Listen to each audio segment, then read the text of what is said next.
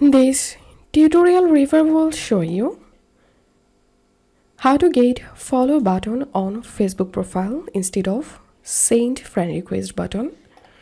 Open your Facebook app, tap on menu at the bottom right, tap on settings and privacy, select settings,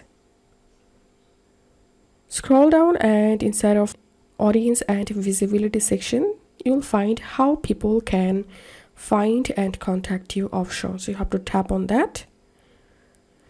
Tap on who can send you friend request, and you have to select here friends of friends. It means not everyone, but friends of friends will be able to send you a friend request on Facebook. Tap on back and tap on followers and public content. Who can follow me? Here you have to select public, and that's how we can add follow button on Facebook profile. If you find this video helpful, don't forget to subscribe tutorial review. See you in the next video.